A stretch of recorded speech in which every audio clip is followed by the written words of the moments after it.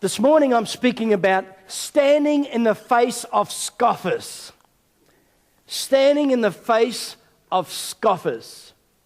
In John chapter 9, we're going to start reading from about, verse 19, 18. But just to give you a little bit of background on it beforehand, Jesus comes along and he comes to this town and he sees a man there who was born blind.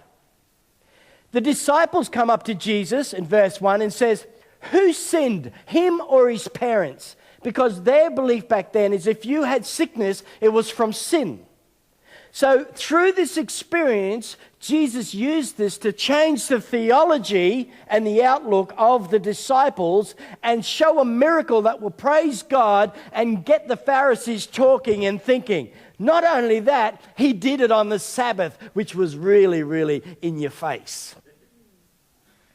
And so we see here that he gets the man, he pulls him aside, and he gets some mud, spits on the ground, makes some mud, whack in the eyes. There you go. Now go to the pool of Siloam, which means the pool sent, and just wash yourself there and you will see. And it says he came back and he saw. From birth he was blind. Could you imagine that? You ever thought about someone being blind and next minute seeing? He would have to learn things all over again. So that's green? How do you explain green? He's got to learn all these things. It's amazing. They say the perception of a blind man when they come out is just knowing the distance. We know the distance is 8 inches and we know roughly what it feels like. They don't even know it. So they wouldn't know. So they'll be going until they get to learn all perceptions, how far to touch things. It's amazing. This man was born from birth blind and Jesus heals him. A miracle. It says there that this has never happened before. They don't know of anyone who's healed a blind man from birth. Verse 18, it says, well, let's just go back up to 16. It says, some of the Pharisees said, this man is not from God, for he does not keep the Sabbath. Do you hear religious people and scoffers saying that? You know, you don't keep the Sabbath. You don't go to church on Sunday or Sunday night. What? You must be a heathen. Here they are. It says he doesn't keep the Sabbath. He doesn't keep the rules and the laws because he's into the heart and people, yeah? And sometimes you may be on your way to church. Can I tell you something? Let me tell you something. I hope I got time for this message this morning, but the guy in this church last Sunday week, 2 weeks ago, remember I did the night service here with all the pictures? A guy was coming along in this church and they were all dressed ready to go and he heard a lady screaming across the road. He went outside to have a look and there's a bloke on the mobile phone and there's a house and then the driveway comes down into the roller door. The roller door's up and the husband's on his back, dead. He went down there, he's breathing, his eyes were open, he had vomited, a whole lot. So what did he do? Raced over, cleaned the vomit out and started giving him mouth to mouth and a vomit face. That's love.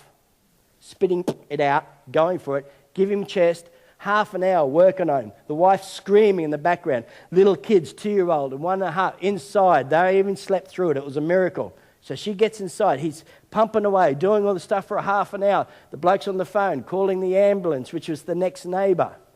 He works on him. The ambulance comes and they work on him more. And eventually they couldn't get him going. He died in there. He was only a young fellow. He was lifting weights and so on. Must have had a heart attack. The sad thing about it, he locked the door so the kids couldn't come in and get hurt. His wife heard the weightlifting bars, all that stopping, so she tried to open and knocked, didn't answer. So she went around, lifted, rolled it, and as she was lifting, she says, "What have you done? Died on me or something?" And then she finds him. She went into shock. This is a man that put people first before the Sabbath. You hearing me? You might come to church one day and on the way you'll see someone broken down on the side of the road and you say, you know what? I've got to serve this person. God will prompt you to serve it and you may miss your service. That's all good because it's about people and love, yeah? It's about serving God. And so here these guys here, and then he gets a letter a couple of days later from the neighbour who was on the phone. He said, I just thank you so much. I can't appreciate you so much. He said, if I ever have an accident, I would want someone like you around me. Isn't that cool? And so here's these Pharisees saying, you know, he's got to be a sinner because he's not even looking after the Sabbath. He's not even doing the Sabbath. And then it says, but others ask, how can a sinner do miraculous signs? So they were divided. Finally, they turned again to the blind man, and he says, what do you have to say about him? It was your eyes that were open. You know, when people are starting to talk about you to others, you probably need to be like the parents after and says, speak to him yourself. He's old enough. Sometimes when people talk to you about someone else, you need to say, stop, go and speak to them. They're old enough to talk to themselves. I'm not going to tell you what's happening in their life. It's none of my business to tell you. Hello. Many people have opinions, but their testimony is what's important. This guy had a testimony. So the Jews still didn't believe that he had been blind and he had received his sight until they sent for the man's parents. Is this your son? They asked. It is the one you say that was born blind. How is it now that he sees? He said, we know he's our son, the parents answered, and we know he was born blind, but how he sees now or opens his eyes, we do not know. Ask him for yourself. He's of age. He will speak for himself. His parents said this because they were afraid of the Jews, and already the Jews had decided that anyone who acknowledges that Jesus was the Christ would be put out of the synagogue. I mean, how sad. When we start worrying about people, what they will say, and come against us, instead of standing for our testimony and the truth, we have issues, folks. Verse 23, that's why his parents said this. He is of age, ask him. A second time they summoned the man who had been blind. Give glory to God, they said. We know this man is a sinner. He replied, whether he's a sinner or not, I don't know. But one thing I do know is that I was blind, but now I see. Who can say that here? I was blind, now I see. Simple testimony, telling people, you know what? I was blind like you once, but now I see. I didn't understand life, but now I do. Simple, powerful. A second sign, then it says, then they asked him, what did he do to you? How did he open your eyes? Probably trying to trick him up again. He answered, I've already told you this already. He said, and you did not listen.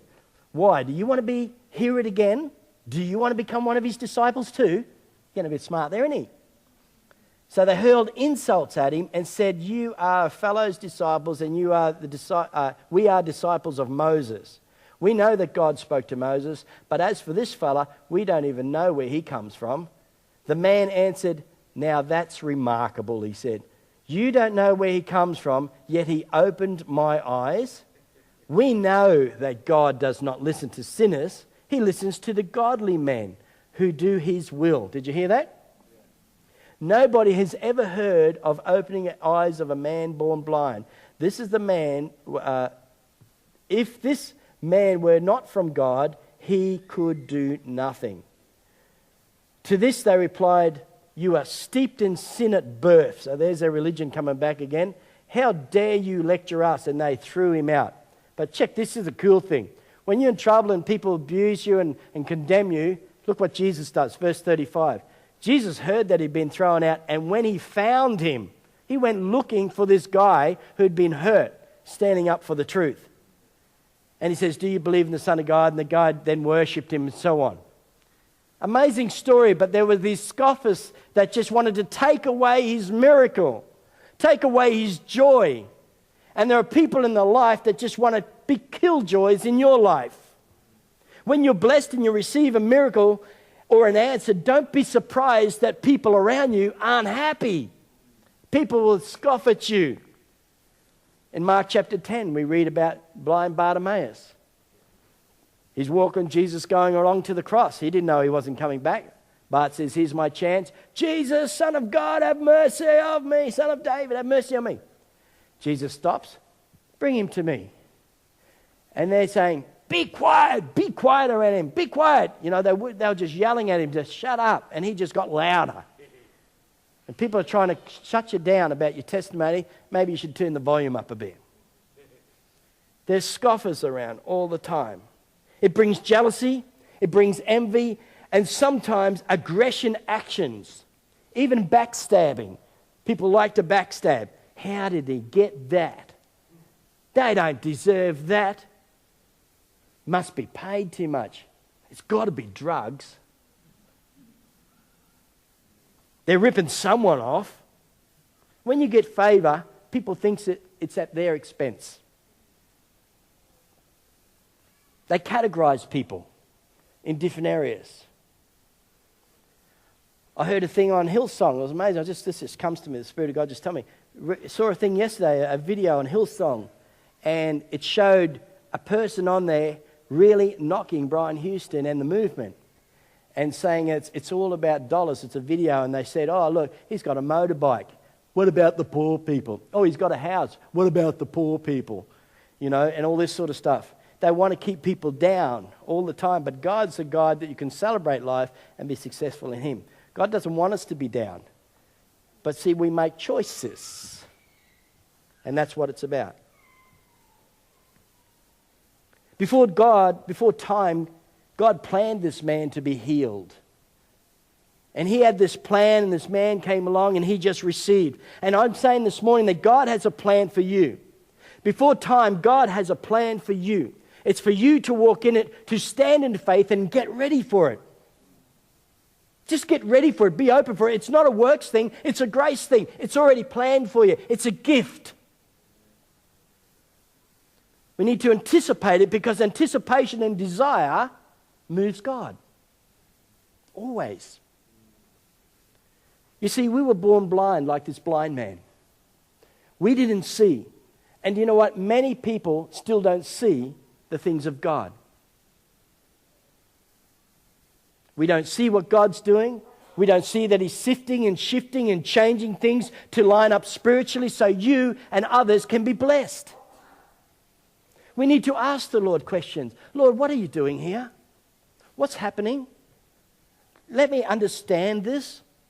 He says, those who lack wisdom ask, and I will give it to them. Change is coming. A miracle is coming. An answer is coming. The blind man didn't do anything to receive it except receive and answer the call. And that's all we have to do, folks. Receive, obey, answer the call, walk into what God has for you. Are you hearing? So simple. It's all about grace. But you know what? It may come different ways. Ways that you may not expect it, and it's ways that you have to be open to, that we have a God that's very different to what we think. He says, who is man that's mindful of me? Look around, I've created all this. Who do you think you are? We don't know God in that way. We know His nature and characteristics and stuff, but God is much bigger than that. Else He'd be too small a God. We don't serve a small God.